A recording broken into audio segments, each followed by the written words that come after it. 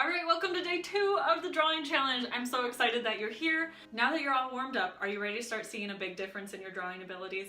Let's get started.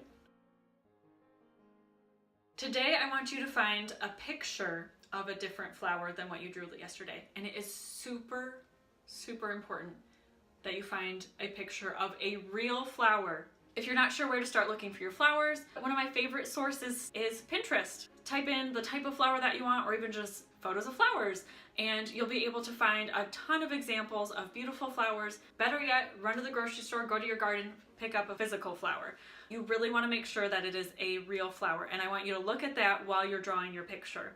This is important because naturally we want to go back to formula. Think back to grade school and like the flowers with the 5 petals that we would draw, and they all were all like the same circular like set thing. One of the only ways that we can break out of that is if we remember what an actual flower looks like.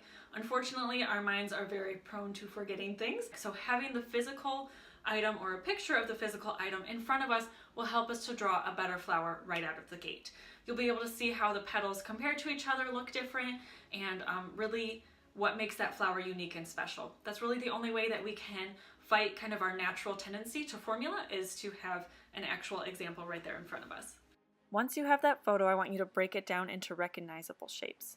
So this first petal I'm going to draw, it's more of a rectangular shape, but it has some differences. It has rounded corners and it's cut off where this other petal will kind of start to take over that. So I want to make sure that I'm capturing that. This petal, it is more of an oval shape, but it has that kind of triangle divot where the petal folds over. So I want to make sure that I'm capturing that as well. See how if you just go one petal at a time instead of trying to capture the whole flower in one chunk, it's a lot easier to digest. Let's go with one more. We have another oval shape, but it has kind of that V cut out of the center. It's capturing these little details that will take your drawing from good to great. Okay, you ready to get started? Alright, just to review, here's your homework. 1. Find a picture of a real flower or a physical flower and draw it as closely as possible.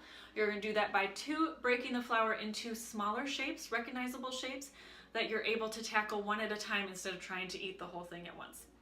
3, you're going to take a picture of your flower and post it to Instagram. You're going to tag me in that puppy, and you're going to add our hashtag. 4, you're going to click on that hashtag. You're going to find 2 of your friends, your fellow artists, and you're going to encourage them. Tell them what you like about their flower. I'm really excited to see what you come up with and how you have grown so much just from our warm-up. Until then, happy drawing.